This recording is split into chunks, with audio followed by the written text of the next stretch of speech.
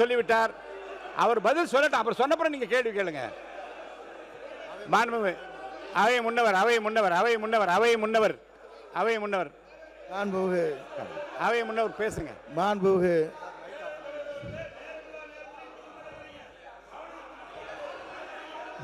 சொல்ற கொடுங்க தொடங்க சொல்ற மாண்புமிகு பேரவைத் தலைவர் அவர்களே, மாண்புமிகு பள்ளிக்கல்வித்துறை அமைச்சர் அவர்கள், இருங்க நான் சொல்லி முடிக்கிறதுக்கு கொஞ்சம் ஒரு 2 செகண்ட். இல்லை நான் சொல்கிறேன். இல்லை அவர் இல்லை நான் சொல்ல வரேன்னு சொல்ல வரைக்கும் ஒரு ப்ளீஸ். எந்த மரபை யாரும் மாற்றலைங்க. கருத்துக்களை மரபு மாற்றப்படவில்லை. இல்லை அவர் கருத்துக்களை வழங்கினார். நீங்கள் அதற்காக கவன ஈர்ப்பு தீர்மானத்தை நாங்கள் கொண்டு வந்திருக்கிறோம். நாங்கள் முன்மொழி வேண்டும் என்று இல்லை அதே 0 பண்ணலாம் எழுப்பலாம். அது இல்லை மறுக்கவில்லை. ஆகவே மாண்புமிகு பேரவைத் தலைவர் அவர்கள் மறுபரிசீலனை தாங்களே வழங்குமாறு அன்போடு கேட்டுக்கொள்கிறேன். மாண்பு உறுப்பினர் மரபு இல்லை உட்காருங்க. பாருங்க இந்த பிரச்சனைகளை உட்காருங்களேன். மாண்புமிகு உட்காருங்க. ஒரு விஷயத்தை நான் சொல்கிறேன். இந்த மரபு என்பதிலே ஒன்றை நீங்கள் புரிந்து கொள்ள வேண்டும். உடனே வெகுண்டு எழுந்து அந்த பதில் சொல்லுகிற தன்மையை கொஞ்சம் குறைத்து கொள்ளுங்கள். கரூர் சம்பவம் நடந்தபோது இதே இருங்க உட்காருங்க. நீங்கள் வேணாம் இருங்க. உட்காருங்க. அனுமதிக்க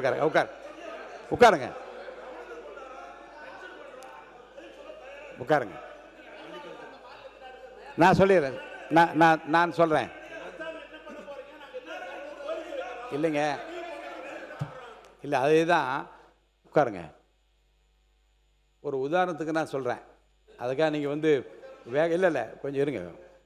கரூர் சம்பவம் நடந்த போதும் இதே பேரவையில் விவாதம் 15/10/2025 நடக்கிற போது மாண்பு முதலமைச்சரே முதல்ல எழுந்து நாங்கள் மென்ஷன் பண்ண விரும்புகிறோம், எங்களை மென்ஷன் பண்ண விடுங்கள் என்று சொன்ன போதும் மாண்பு முதலமைச்சர் என்ன சொன்னாங்க, நான் பேசிய பிறகு நீங்கள் கேள்வி கேளுங்க, உங்கள் விளக்கத்தை எல்லாம் சொல்லுங்கள் என்று. அப்படிப்பட்ட மரபும் இங்கே நடந்திருக்கிறது.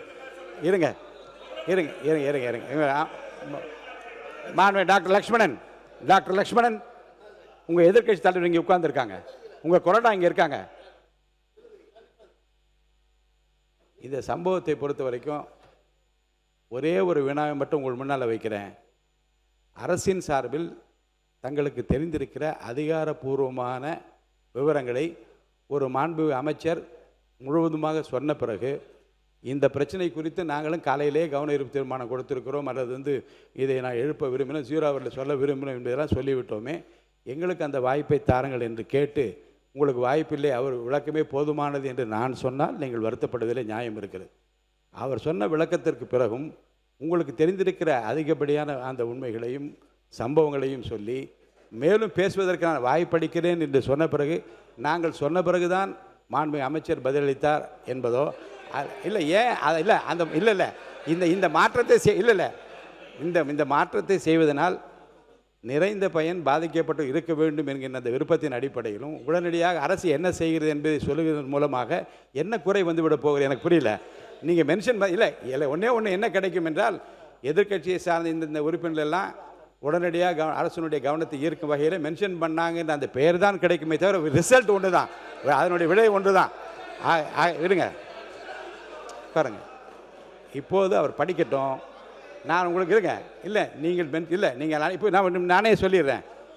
இதை இப்போ நீங்கள் இப்போ இல்லைங்க, மாண்பு எதிர்க்கட்சி தலைவரும் இப்போ பேசிய மற்ற கட்சியினரும் இதை ஏற்கனவே என்னிடம் கடிதம் மூலமாகவும் நேரடியாக 0 அவரில் எழுப்பதற்குரிய அனுமதியை கேட்டால் என்பதையும் நான் பதிவு செய்து கொள்கிறேன். மாண்பு பள்ளிக்கூடத்துறை அமைச்சர் பேசட்டும் பாட்டும். இல்லைங்க இல்லை சொல்லுங்கள் மாண்பு பள்ளி இருங்க. இல்லை விளக்கம் மட்டும் சொல்லுங்கள்.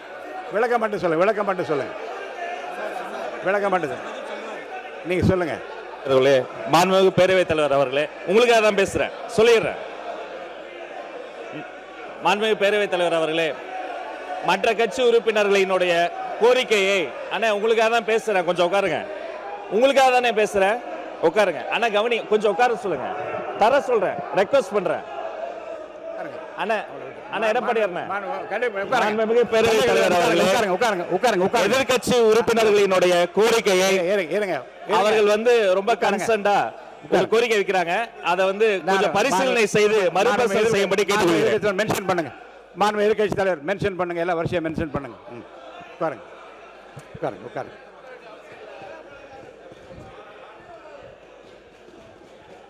பேரவைத் தலைவர் அவர்களே, இல்லை ஒன்று படிச்சிடுறேன்.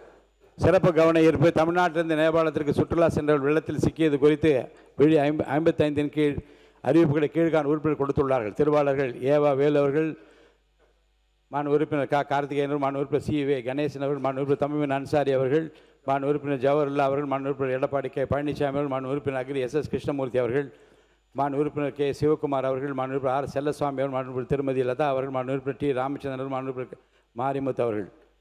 இப்பொருள் குறித்து கட்சிக்கு ஒருவர் என சுருக்கமாக அரசின் கவனத்தை ஈர்த்து அமர்வது என்று கேட்டுக்கொள்கிறேன். மாண்பு எதிர்க்கட்சி தலைவர் அவர்கள். மாண்பு பேரவைத் தலைவர் அவர்களே, நேபாள் நாட்டுடைய ராசுவா பகுதியில் நேற்றைய தினம் மிகப்பெரிய ஒரு வெள்ளப்பெருக்கு ஏற்பட்டிருக்கிறது. கிட்டத்தட்ட 160 பேர் உயிரிழந்திருக்கிறாங்கன்னு செய்திகள் வந்து கொண்டிருக்கிறது. அங்கே 750 பேரை காணவில்லை என்றும் செய்திகள் வருகிறது. சுற்றுலா சென்ற கிட்டத்தட்ட 110 இந்தியர்கள் அங்கே இந்த பேரிடரில் சிக்கியிருக்கிறாங்க. குறிப்பாக தமிழ்நாட்டுடைய பல்வேறு மாவட்டங்களைச் சேர்ந்த 40க்கும் மேற்பட்ட தமிழ் மக்கள் சிக்கியிருப்பதாக செய்திகள் தொடர்ந்த வண்ணம் வருகின்றது. நேபாள் சென்ற குடும்ப உறுப்பினர்களை தொடர்பு கொள்ள முடியலன்னு இங்கே இருக்கக்கூடிய அவங்களுடைய குடும்பத்தினர் மிகுந்த பதட்டத்திலையும் அச்சத்திலையும் இருக்கிறாங்க. இந்த சம்பவத்தில் எத்தனை தமிழர்கள் சிக்கியிருக்காங்க, அதில் எத்தனை பேர் நாம் மீட்டெடுத்திருக்கிறோம். தமிழ்நாடு அரசு சார்பாக நேற்று ஒரு உதவி எண், அவசர உதவி எண், ஹெல்ப்லைன் நம்பரும் நீங்கள் கொடுத்துருக்கிறீங்க. அரசு அறிவித்த அந்த ஹெல்ப்லைன் நம்பர்களுக்கு இதுவரைக்கும் எத்தனை அழைப்புகள் வந்திருக்கிறது, அந்த அழைப்புகள் தொடர்பாக என்ன மேல் நடவடிக்கைகள் எடுக்கப்பட்டிருக்கிறது. இந்த நிலைமையில் தமிழர்களை பத்திரமா மீட்டுட்டு வர்றதுக்கு தமிழக அரசு சார்பாக ஒரு சிறப்பு அதிகாரியை, ஒரு ஸ்பெஷல் ஆஃபீஸரை இந்த அரசு நியமிச்சிருக்கிறதா, அவங்க நேபாள் போகிறதுக்கான திட்டங்கள் எதுவும் இருக்கிறதா, மேலும் இந்த பெருவெள்ளத்தில் சென்னை நீதிமன்ற ஓய்வு பெற்ற நீதிபதி திரு சிவஞானம் அவர்கள் பாதிக்கப்பட்டிருக்கார் என்ற செய்திகள் வந்துகிட்டு இருக்கிறது. எங்களுடைய நாடாளுமன்ற உறுப்பினர் திரு தயாநிதி மாறன் அவர்கள் எங்களுடைய தலைவருடைய அறிவுறுத்தலின்படி உடனடியாக இந்த தகவலை விரிவான ஒரு கடிதம் மூலமாக ஒன்றிய வெளியுறவுத்துறை அமைச்சர் அவர்கிட்ட நேற்று மாலை கொண்டு போய் நேரில் கொடுத்திருக்கிறார். இந்த இக்கட்டான நேரத்தில் பாதிக்கப்பட்ட ஒரு குடும்பத்திற்கு நாம் அனைவரும் பாதுகாப்பாகவும் உறுதுணையாகவும் இருக்க வேண்டும் என்று கேட்டுக்கொண்டு இந்த சம்பவம் தொடர்பாக அரசு உரிய விளக்கம் அளிக்குமாறு நான் கேட்டுக்கொள்கின்றேன். மாண்பு உறுப்பினர் எடப்பாடி கே. பழனிசாமி முன்னாள் முதலமைச்சர். மாண்பு பேரவைத் தலைவர்களே, தமிழ்நாட்டிலிருந்து இந்தியாவில் அண்டை நாடான நேபாளத்திற்கு தமிழகத்திலிருந்து 57 பேர் கொண்ட குழு ஆன்மீக சுற்றுப்பயணம் மேற்கொண்டிருக்கின்றார்கள்.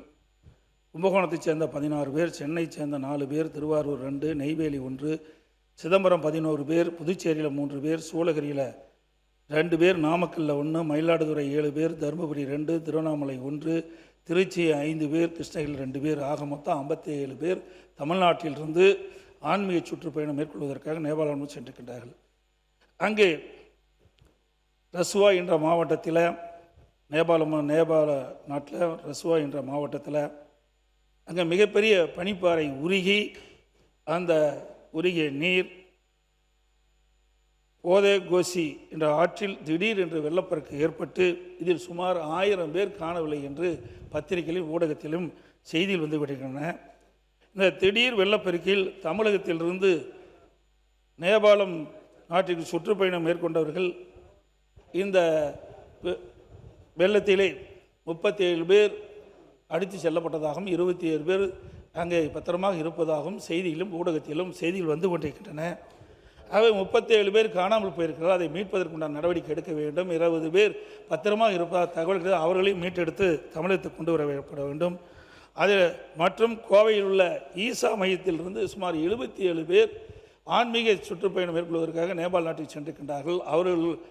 அவர்கள் என்ன ஆனால் என்று தெரியவில்லை, தகவலும் கிடைக்கப்பெறவில்லை.